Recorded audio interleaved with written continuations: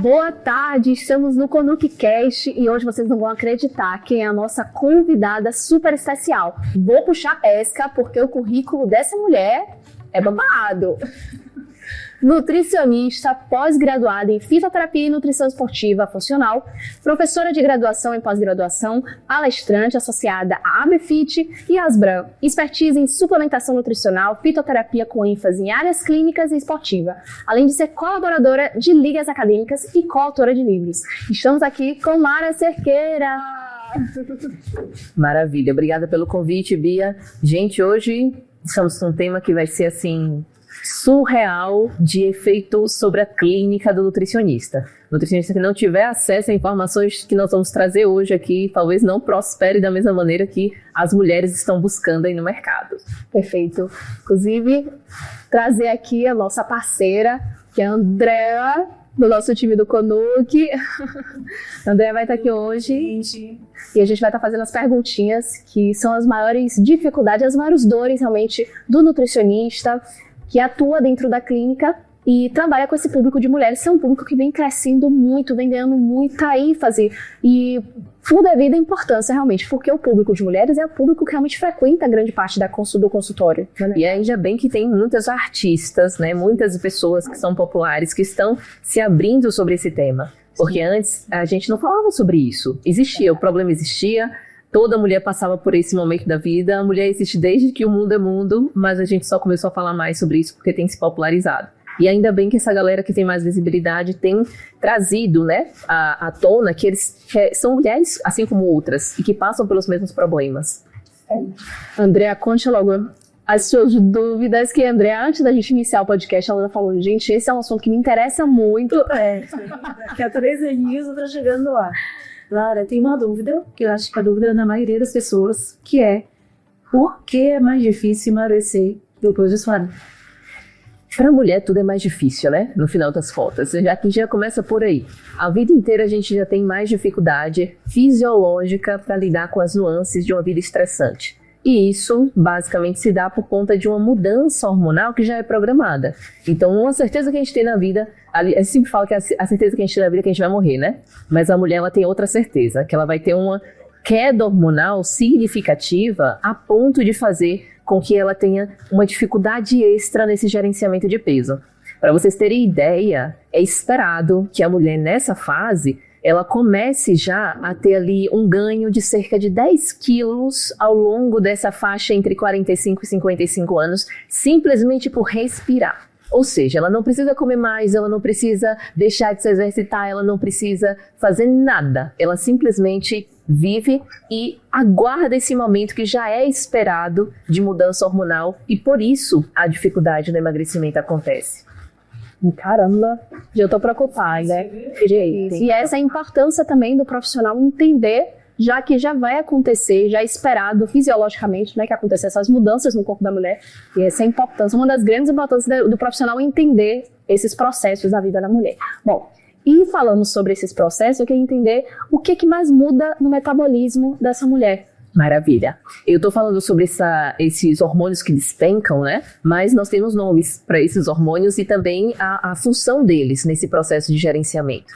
Então, é natural nessa fase do climatério a gente tenha uma queda muito grande de estrogênio e de progesterona e passe a ter um perfil muito parecido com o do homem no sentido de acúmulo de gordura na região visceral. Então, estrogênio, a gente fala que é o hormônio feminino porque ele traz aquela característica, né, de silhueta da mulher, de trazer ali, que durante a vida mais jovem traz a possibilidade até de acúmulo de gordura nas regiões não desejadas, que é o culote, né, o famoso culote, mas é também um hormônio que acaba prevenindo o acúmulo de gordura na região central, que é a gordura mais perigosa, é aquela gordura que a gente chama de visceral e que está relacionada com doenças cardiovasculares. Então, nessa fase, o fato do estrogênio despencar faz com que essa mulher passe a ter mais inflamação sistêmica, uma inflamação de baixo grau mais crônica e passe a acumular mais gordura entre as vísceras. Por isso ela passa a ter um abdômen maior, tem uma queixa muito frequente que é do estômago alto, né? Nossa, meu tronco é outro hoje em dia, não tenho mais cintura, tô ficando quadrada, tô afunilando. Então, é muito natural que isso aconteça por conta da queda do estrogênio. E a progesterona, e não somente o estrogênio, também participam de um fator que é essencial para gerenciar o peso de qualquer pessoa na vida, que é saúde mental. Então, quando a gente percebe que essa mulher já não tem mais estrogênio e progesterona como antes, ela também não vai ter para o seu cérebro. E um cérebro com baixos níveis desses hormônios, ele não responde da mesma maneira. A bioenergética é outra, ele não consegue mais, é como se ele esquecesse de como ele vai produzir energia com os substratos que ele utilizou a vida inteira, né? Então, nessa fase, é crucial que a gente não só pense no gerenciamento de peso apenas com as gordurinhas, eu quero fazer lipólise, eu quero quebrar gordura, eu preciso eliminar essa gordura, mas também gerenciar a saúde mental dessa mulher, que é o que faz ela buscar o alimento. É o que faz ela ficar ainda mais estressada, não dormir direito. E quem está estressado não dorme direito também não vai buscar um prato de salada, né? E o cortisol também provavelmente atrapalha nesse processo. Quanto mais estresse, mais ansiedade está causando ali, os hormônios. Toda gente acha que nós, nessa fase, ainda estamos estressados o suficiente, né? Ainda assim, como piorar. Inclusive, era uma das próximas perguntas. Como a saúde emocional vai impactar também, e uma parte disso você já trouxe. Tem algo que a gente pode fazer, Lara, para ajudar essa mulher com relação a essa saúde mental, ao processo que ela já vai passar, dessas alterações hormonais, como você trouxe? Como é que o nutricionista pode, de alguma forma, ajudar e melhorar esse quadro? A gente tem inúmeras formas de ajudar a mulher nesse período. Mas, antes de tudo, quando eu recebo as minhas pacientes, eu sempre falo para elas. E aqui eu quero deixar até o alerta para todas as mulheres que estão aí ouvindo esse podcast. Antes de tudo, a gente precisa tirar a capa de heroína que a gente acha que veste a vida toda e entender que a gente precisa delegar, que a gente precisa ter o tempo de autocuidado e que a gente não pode mais negligenciar isso. Então, nessa fase, eu sempre converso com essas mulheres, né, sobre a necessidade delas associarem a terapia, né, junto com o processo nutricional, delas associarem a ideia de se cuidar ainda mais fazendo um exercício físico, mantendo o corpo ativo. Então, é natural que, mesmo estando na área da nutrição, a gente encaminhe essas mulheres para esses outros setores para que a gente consiga atingir o resultado. Porque não vai ser suficiente apenas a nutrição. Infelizmente, o nutricionista, quando fala que a nutrição não é o suficiente, dói no coração, porque a gente quer resolver tudo. Mas nessa situação, a gente tem mudanças fisiológicas que são assim tão severas para algumas mulheres, aliás, para cerca de 80% das mulheres que estão nessa fase, que a gente precisa, né, de suporte multidisciplinar. E essa mulher, antes de tudo, ela precisa entender que ela negligenciou a grande parte da vida dela, o fato dela ter que se cuidar. Então, eu falo sobre isso, eu sempre garanto para essa mulher que ela não se cuidou o suficiente, porque senão ela não estava tão sintomática. Então, hoje a gente já sabe que existe terapêutica, inclusive nutricional, para TPM, para oscilações de humor ao longo da vida, né, a vida fértil da mulher. Sim. A gente sabe que a nutrição muda a vida dessas mulheres e pode sim trabalhar em redução de sintomas e tratamento de doenças, mas quando essa mulher chega no climatério sintomático, e quanto mais sintomas ela tem, possivelmente foi aquela mulher que passou a vida inteira sem dar conta, né, sem utilizar a nutrição a seu favor. Então, é aquilo que eu sempre falo, mulheres que têm muita sintomatologia de TPM, já vai estar escancarado que se ela não fizer algo, ela também vai ter muita sintomatologia no climatério. E aí é curioso porque nosso tema é 40+, né? E eu estou direcionando para climatério. 40+, mas 40+, uma mulher com 40 anos não está no climatério, né? Não está num período ali de transição ainda.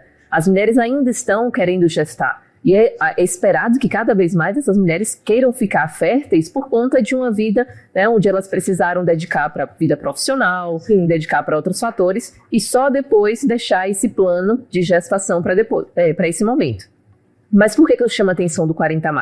Porque cada vez mais a gente percebe que as mulheres estão antecipando esse climatério sintomático que a gente chama de menopausa, né? Então, elas estão antecipando porque o estilo de vida que elas escolhem ter é um estilo de vida que estressa o suficiente, que não dá subsídio para ela reduzir, ela ter uma mudança fisiológica controlada. Então, elas estão cada vez mais antecipando essa sintomatologia.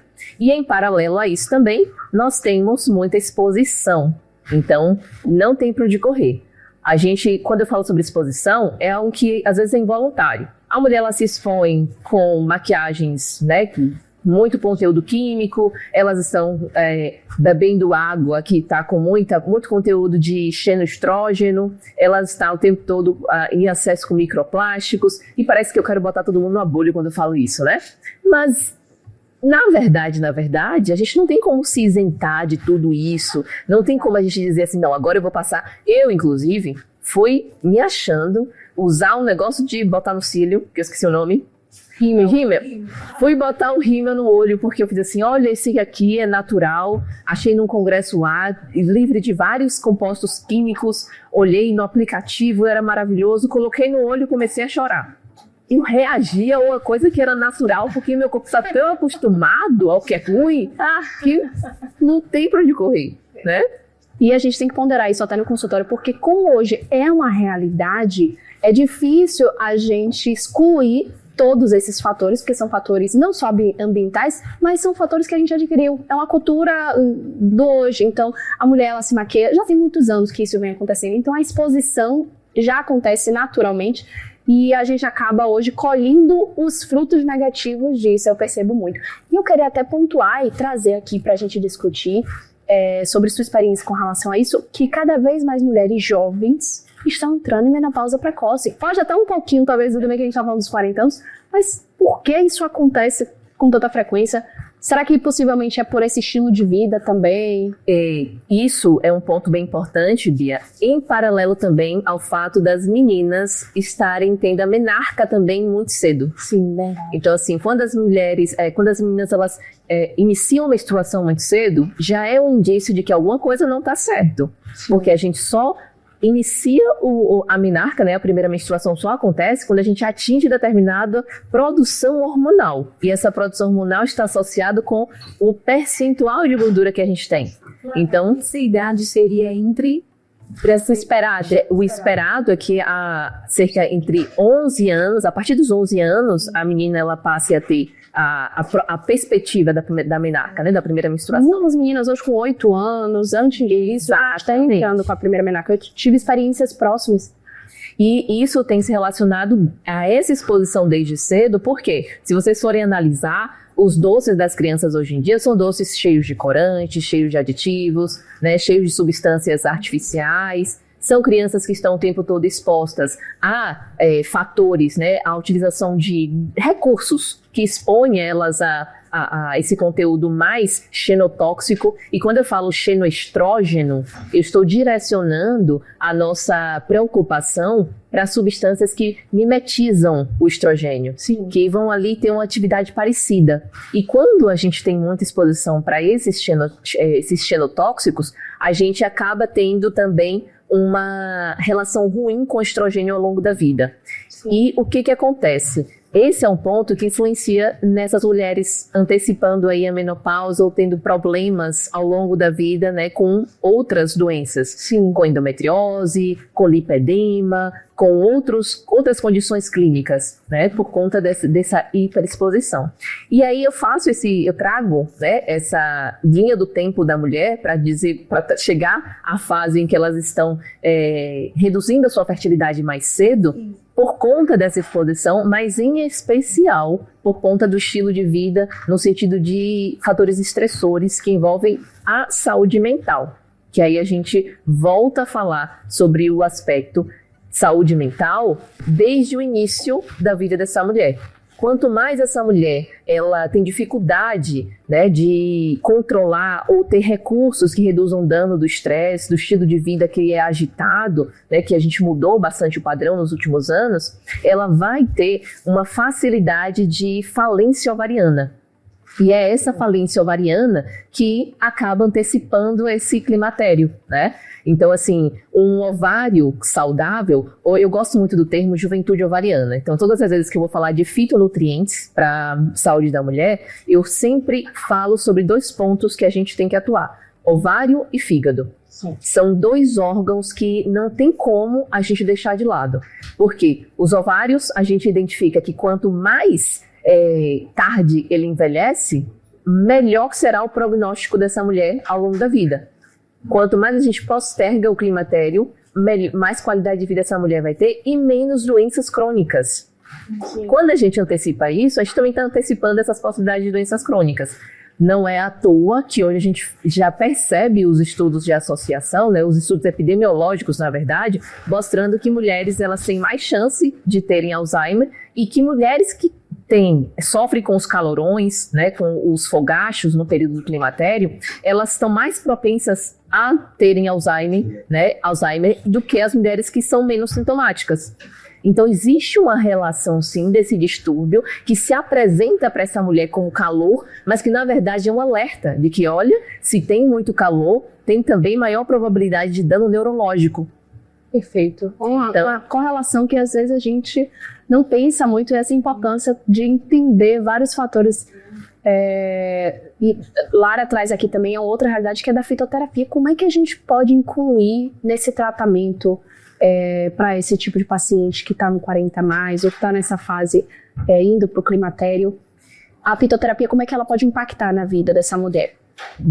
Bia, eu particularmente hoje, né, diante da minha prática clínica ao longo aí desses mais de 10 anos, hoje eu percebo que o profissional que não faz, né, utilização, não faz introdução de fitoativos, eu falo fitoativos no sentido de fitoterapia e suplementação, para essa faixa etária, ele não vai conseguir atingir com sucesso aquilo que a mulher vem buscando. E eu digo isso porque é porque eu tenho relação com alguma marca, alguma coisa? Não, né? Já deixo claro aqui que não existe interesse mercadológico, mas porque a gente já sabe que ao longo da vida, o que traz longevidade e vitalidade? Comer menos e consumir mais vitaminas, minerais e fitoquímicos. Como é que eu como menos e ingiro mais desses nutrientes? A gente faz uma relação, uma seleção de alimentos e se puder fazer isso de maneira agroecológica, melhor, mas em paralelo, em algumas condições, não tem para onde correr. A gente precisa colocar para dentro de uma outra forma. Por isso que a suplementação nessa faixa 40+, faz uma diferença brutal. Essa semana eu suspendi a creatina de uma paciente minha que está nesse processo, né, de um climatério muito sintomático, e ela simplesmente despencou a disposição dela. Disposição mental, não foi a disposição física apenas. E ela fez assim, Lara, a gente fez um teste, né, para identificar como a gente estava gerenciando, na verdade, a retenção de líquido delas, e aí ela retirou, a gente passou 2 semanas apenas e foi suficiente, 2 semanas foram suficientes para ela notar que essa queda, né, do estoque de creatina no organismo dela foi algo que impactou muito a qualidade de vida dela. Ela estava com menos disposição mental para fazer as atividades diárias, o estado de cansaço também físico estava muito presente, e é o tipo de suplementação que a gente acha que só gente jovem precisa fazer, porque está na academia, está se exercitando, está fazendo musculação, né? Está fazendo um treino de força. E nessa fase a gente incentiva muito que o corpo esteja ativo. E quanto mais o corpo está ativo, mais ele precisa de nutrientes para poder gerenciar, né, a recuperação, para gerenciar o metabolismo. Aí é que vem. Então, como é que eu faço esse corpo não acessar tantas calorias, mas ao mesmo tempo acessar nutrientes importantes para se recuperar, acessar nutrientes importantes para manter as suas atividades? Então, essa área de fitoterapia e suplementação é super importante, e eu acho até válido aqui eu fazer talvez uma listinha de quais fitoativos que eu costumo utilizar com mais frequência nessa faixa, pensando no gerenciamento de peso, tá?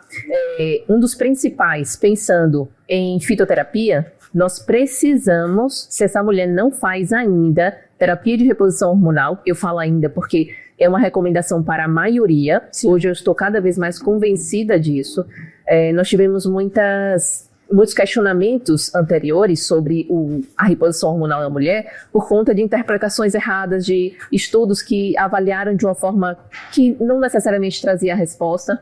E hoje a gente nota que a mulher que não faz essa reposição no tempo certo, elas acabam levando um dano para a vida toda. Né? Seria sobre a janela de oportunidade, né? Fantástico. Se nós falamos sobre isso. Fantástico ali. Essa janela de oportunidade a gente chama de perimenopausa, que seria, Lara, quanto tempo dura esse período? Teoricamente, ele deveria durar cerca de 3 anos. Mas, por conta dessa antecipação de vida toda, de exposição que a gente fala, ao estresse e aos componentes que estamos expostos, a gente percebe que tem acontecido mais cedo. Então, tem mulheres que começam a ter sintomas desde cerca de 7 anos antes da menopausa chegar. Caramba. Então, assim, tem mulheres que precisam fazer essa reposição com um período muito antecipado ao período da menopausa, né? Porque a menopausa é um evento. A menopausa não é um período. A menopausa é simplesmente a última menstruação da mulher. Só que para a mulher chegar nessa última menstruação, ela passou por várias oscilações hormonais nos últimos anos. Duram anos. Que pode durar anos. E aí é que tá. O profissional que mais nota essa perimenopausa, essa janela de oportunidade, é o profissional que passa mais tempo com a mulher no consultório. Eu preciso nem dizer quem é, né? Pois é. Então, assim, eu sempre falo que nutricionista é um dos principais profissionais que tem essa capacidade de identificar a perimenopausa da mulher, permitindo que ela consiga fazer algo por ela no tempo certo, garantindo o aproveitamento dessa janela de oportunidade. E aí, nesse período, como é que a gente faz essa identificação? Com sintomatologia. Então, o que acontecia, como era a vida antes, como tem sido a vida agora, a gente ensina essa mulher a fazer autoavaliação. A gente ensina ela a identificar o que é normal e o que não é normal. Porque todas as mulheres acham que estar sobrecarregada é sempre normal, né? A sobrecarga faz parte tanto da gente que a gente chega destruída, acabado, com doença, cheio de coisa para fazer o que precisa ser feito e a gente faz assim, qualquer coisa põe uma base, né? Bota um rímel que o negócio funciona. E é por isso que eu falei que era muito importante essas mulheres, elas tirarem essa capa de heroínas que elas vão colocando ao longo da vida, achando que é a forma dela expressar para o mundo que ela é importante. Isso faz com que ela crie dificuldade em entender as mudanças do corpo dela e perca essa janela de oportunidade que ela tem para tratar da melhor forma, para ter resposta.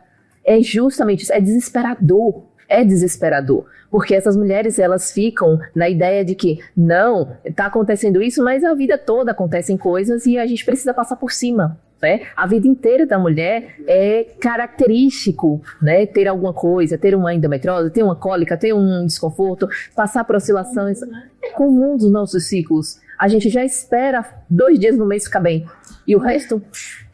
Então, assim, quando chega nessa fase, ela lida com um estado de indisposição tremendo e ela acha que é normal. Para ela começar a identificar que aquilo não é normal, precisa ela ter um prejuízo muito grande. Então, assim, poxa, tô tendo tanta falha sobre a memória que eu deixei o que eu precisava fazer, esqueci de uma coisa importante, e aí ela sente um impacto que ela começa a dizer, isso não é normal. Sim. Porque isso aqui é importante para mim. E, teoricamente, uma coisa importante pra gente não deixa de lado, passar despercebido. Então, quando isso acontece, é que elas começam a chamar atenção, né, para o que ela precisa fazer. Aí, vem a parte importante da gente, né, nessa idade, 40 menos, começar a criar uma estrutura de vida para chegar no 40 mais e dizer assim, não, tudo bem para mim treinar todos os dias, porque eu já estou acostumado. Tudo bem para mim fazer controle da minha alimentação, pesar o que eu compro, ter ideia de porções, fazer boas escolhas, porque eu já estou acostumada. Então, quando a gente constrói esse período 40 menos bem feito, a gente chega no 40 mais com mais preparada. Exato. E aí, tem alguns, eu tô falando, e até agora eu não falei da lista de... A galera tá esperando essa lista que fica. Eu já tô nervoso. E aí, me conta agora, o que é que eu posso fazer no consultório? Meu Deus, alguém cala do canil, e depois talvez essa ansiedade realmente pro pessoal, poxa, como é que eu posso então ajudar? Porque com certeza, público tem muito dentro do consultório. A grande parte do nutricionista recebe mulheres e cada vez mais essas mulheres dentro dessa faixa etária e dentro dessa condição. E que não pechincham, inclusive. Bom, nunca... Então, o que precisa da ajuda do nutricionista e de nutricionistas que estão devidamente capacitados para poder ajudar essa paciente, não deixar ela passar por aquele consultório sem que ela tenha a devida orientação para ela colher ali os frutos no período certo. Então, como é que o Nutri pode, assim, aquela virada de chave pode ajudar realmente aquele paciente? Como é que a gente pode aplicar isso no consultório? Primeiro é curiosa também, eu tô querendo aprender mais. O primeiro ponto é saber que o básico não funciona. Eu sei que a gente usa essa frase para a vida inteira, ela funciona bem para a vida inteira, faz muito sentido. Eu também uso essa frase com muita frequência, mas nessa faixa etária o básico só não funciona. Então, o básico precisa existir, ele é obrigatório, é o mínimo que essa mulher precisa fazer. E em paralelo a isso, a gente precisa ajudar essa mulher a conseguir ajustar aqui as queixas que ela traz. Então, por exemplo, ela vai reter mais líquido, né? E só beber água não vai ser suficiente, porque a gente fala, se você está muito retido, aumenta o volume de água. Coloca 40 ml aí por quilo de peso, 50 ml por quilo de peso, e nessa condição não vai ser suficiente. Aí eu gosto muito de trabalhar com plantas que trazem característica diurética, e sim, não é todo chá que vai ser diurético por simplesmente o chá ser uma fonte de água. Nós temos plantas que agem sobre os recursos, né, os mecanismos de ação que aumenta a diurese, e não é à toa que a gente precisa ter cautela em qual momento do dia colocar, para essa mulher não ficar acordando à noite para fazer xixi e atrapalhar ainda mais o sono. Então, assim, plantas que todo mundo está acostumado, né? Hibisco, cavalinha, cabelo de milho, carqueja, dente de leão, são plantas excelentes, podem ser usadas na forma de preparação extemporânea, sim, na forma de chás, mas às vezes a gente precisa de algumas plantas, né, de uma forma um pouquinho mais concentrada de extrato para dar conta de uma retenção um pouquinho mais persistente. Então, eu particularmente gosto muito da Opuntia ficus indica, que é uma planta que hoje tem sido estudada até para a saúde intestinal. Sim. Mas é muito característica de algumas regiões, pensando em reduzir essa retenção. Mas, Lara, a gente está falando de emagrecimento, né? Você está falando de diurese, são coisas diferentes. Sim, são coisas diferentes. Mas pro emocional dessa mulher, logo no iníciozinho, ela vê uma redução de peso que ela tá assim, louca pra ver. E ela tem muito tempo tentando sem conseguir, faz uma diferença brutal. A resposta do organismo, geralmente, em quanto tempo, provavelmente, essa mulher consegue ter, visualizar a resposta a esses diuréticos? Ela já começa a notar que alguma coisa está acontecendo de maneira diferente na primeira semana de uso, porque ela começa a fazer mais xixi. Sim. Tá? Então ela vai mais ao banheiro, inclusive isso dificulta muita coisa na nossa rotina, porque às vezes a gente deixa de beber água porque a gente não quer ir ao banheiro, mas elas fazem tudo para que a coisa aconteça, para que a balança mexa. E, de maneira geral, para a retenção em si, é importante que esses ativos eles sejam mantidos por cerca de 1 a 2 meses, pelo menos. Menos que isso, a gente não vai fazer tanto sentido, tá? Tem que ter alguma preocupação com o paciente que tem hipertensão. Aí é que vem a parte importante de contraindicações. Absolutamente todas as plantas trazem contraindicações. E aí não é uma situação de você evitar porque aquela mulher hipertensa e usa um antihipertensivo. A maioria vai estar usando já. A maioria das mulheres, até porque a fisiologia dessa mulher, por conta dessa fase, já deixa ela propensa a esses distúrbios metabólicos. E aí o que a gente precisa fazer? A gente precisa fazer uma estratégia para adicionar esses diuréticos de maneira que ela consiga não evoluir o uso medicamentoso dos antihipertensivos e, quem sabe, até reduzir o número de antihipertensivos que ela está utilizando e colocar em horários que não traga, que façam, na verdade, uma espécie de jejum farmacológico, que é basicamente ali 1h30, 2 horas, antes ou depois do horário que ela consome o medicamento, evitando sempre à noite. Ok. Lara, pergunta, fala. Tem algum, no que eu digo assim, algo que a gente possa fazer para controlar mais essa fome, nessa idade, essa fome emocional, na verdade, né? E faz muito sentido. A mulher, ela muda muito o padrão dela de percepção sobre o alimento, porque ela naturalmente vai ficar pré-diabética. Quando ela está no período da perimenopausa, ela já vai ficando ali mais resistente à insulina, né? Então, assim, quando a gente fala 40 a mais, é para dizer, 40 a mais significa que se você se torna resistente à insulina, foi porque você fez muita cagada nos anos anteriores. Então, assim, todo mundo que está pré-diabético não surgiu em 2 meses. Não surgiu ali em 6 meses, surgiu ao longo dos últimos anos, né, essa resistência insulínica. E essa resistência insulínica impacta esse comportamento alimentar. Então, uma das coisas que a gente precisa fazer para ajudar no controle alimentar é melhorar a sensibilidade à insulina dessa mulher.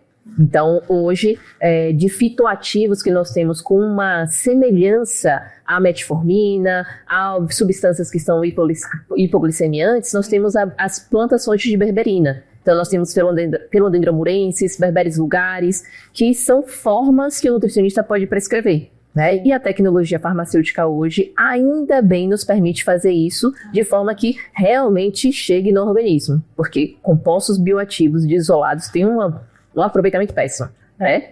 Então a tecnologia farmacêutica ajuda muito e o nutricionista precisa ficar antenado nessa tecnologia farmacêutica para saber até que ponto ela também vale a pena, né? Até porque existem inúmeras e a gente precisa identificar qual delas vai ser mais interessante.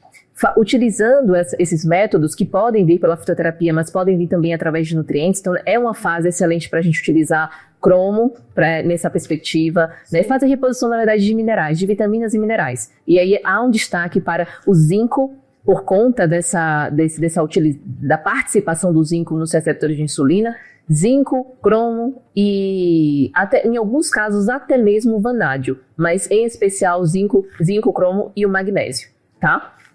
E qual suplemento?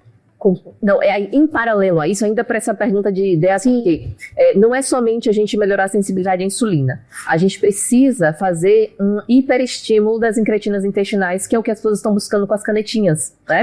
Então, assim, por que a galera está emagrecendo tanto com esses análogos do GLP-1? Porque é análogo do GLP-1. E o GLP-1, ele tem esse papel sobre o nosso sistema de fome e saciedade. Sim. Então, hoje não, desde muitos anos, eu lembro que eu já fiz um TCC a respeito disso, em uma das minhas especializações, sobre uso de pimentas no gerenciamento de peso. Então, o uso de pimentas, especialmente aí dos capsaicinoides, não é só da capsaicina, né, dos capsaicinoides da pimenta, eles são importantes para esse estímulo de GLP-1. Né, eles são importantes para trazer impacto sobre saciedade e eles são importantes também para fazer ajustes metabólicos. Hoje a gente já sabe até que eles podem impactar sobre o microbiota intestinal, né, aumento de cepas, né, de linhagens bacterianas que são importantes para o controle metabólico. Mas assim, eu sou apaixonada por pimentas e nessa fase vale muito a pena. Bacana. E qual o suplemento que você, em grande maioria das vezes, eu não vou falar sempre, porque não dá pra gente juntar todas as mulheres chatas aqui. Vai ter um. Então, qual o suplemento que você sempre indica, grande parte da maioria das mulheres, que é necessário a gente indicar dentro do consultório? Nessa fase, coenzima Q10. Por que coenzima Q10? Porque são mulheres que estão num período onde já não produzem com a mesma eficiência. Então, nós temos, sim, uma validade para o nosso organismo produzir coenzima Q10 com eficiência. E, geralmente, acima dos 35 anos é quando a gente observa uma função reduzida nesse propósito. Nessa fase, é a fase onde as mulheres já trazem o uso frequente de estatina, que a gente já sabe também que reduz essa produção natural. E, em paralelo a isso, é a fase que eu falei que o cérebro delas começa a desaprender a usar a energia. E a gente sabe que para controle de distúrbios metabólicos na região do sistema nervoso, é preciso fazer esse sistema energético, a bioenergética do cérebro, voltar a funcionar. Então, a coenzima Q10 não só participa dessa bioenergética, mas também traz o fator que é primordial para o emagrecimento, que é saúde mitocondrial. Então, não tem como a gente fazer essas mulheres emagrecerem se a gente não cuidar das mitocôndrias delas. Então, elas já estão se exercitando para esse propósito, elas já estão fazendo uma alimentação que traz alguma restrição para gerar esse estímulo metabólico também de biogênese mitocondrial, mas a coenzima Q10 é muito importante nesse processo para que elas se sintam mais dispostas. É interessantíssimo, porque quando eu atendo essas mulheres, existe um antes e depois do uso de coenzima Q10. E eu costumo dizer que coenzima Q10 é suplemento de mãe. Por quê? É o tipo de suplemento que a gente usa para controle de cefaleias. Então, pode reduzir cerca de 50% das crises de enxaqueca. Isso é muito perceptível na clínica, não está só no campo da evidência científica. E é o tipo de nutriente que a gente falou, que a mulher faz assim, meu Deus, Lara, isso aqui, acordei outra pessoa, né? Eu estou acordando de uma forma diferente, eu estou enfrentando o dia de uma maneira diferente. Porque realmente tem um impacto sobre bioenergética. E nessa condição, apesar, a gente já tem esse propósito de reduzir substrato para ela. A gente não pode reduzir aquilo que ela está com uma deficiência natural na sua produção. Então, tá aí esse suplemento. Se você não souber o que fazer, adicione coenzima Q10, porque nós não temos contraindicações. Inclusive, a coenzima Q10 traz uma segurança de uso interessantíssimo, porque a gente pode trabalhar com doses altíssimas dela. Nós não temos o L para coenzima Q10, Então, a gente consegue utilizar em doses que são avaliadas nos estudos em quantidades, né, mais ajustadas. E a gente tem muitas alternativas no mercado. Então, tem em gotas, tem em cápsula, a gente consegue colocar de inúmeras maneiras. Perfeito. É tanta pergunta, gente, que não caberia nesse podcast. Lara, obrigada. Eu queria que você deixasse, antes da gente finalizar, minha mensagem também para os nutris, para os estudantes que estão assistindo, que aprenderam muito, assim como eu, que estou aqui no papel de aprendiz também, estou aprendendo muito com você. E qual é a mensagem que você pode deixar e a dica que você pode deixar para essa galera? A minha sensação é de que a gente não deve acabar, a gente não pode acabar em uma hora, gente, pelo amor de Deus, tem muita coisa importante. Mas assim, é um mundo que a gente precisa realmente se debruçar. O profissional de saúde, eu falo profissional porque eu tenho tido cada vez mais contato também com o público médico, né? A medicina tem colado com o nutricionista nesse propósito. Todos os médicos hoje, todos os eventos de médico que eu palestro, eles geralmente falam sobre como é importante ter um nutricionista na equipe, né? Então, não existe mais negligência sobre essa associação, né? De perfil profissional multi. Mas é uma fase que a mulher vai buscar, a demanda existe. E se o nutricionista não estiver preparado para receber essa demanda com todos os recursos possíveis, isso vai causar uma frustração muito grande nessa mulher, porque ela vai achar que não tem solução, que ela vai continuar tendo toda a sintomatologia e que para ela já deu, né? Que ela não tem perspectiva, sendo que nós estamos lidando ainda com 2/3 da vida dessa mulher. Ela ainda tem 1/3 dessa vida para enfrentar. E aí ela tem que entender que essa é a fase onde ela já não precisa mais dar conta de cuidar da casa, de cuidar dos filhos, de ter uma ascensão profissional. Ela já está na fase de fazer a vida realmente ser aquilo que deveria ser a vida inteira, né?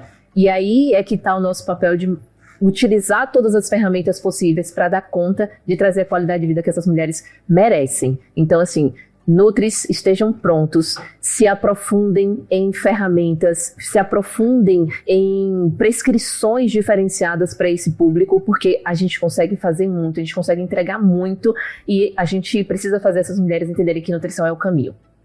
Obrigada, Lara! Foi maravilhoso! Fechamos.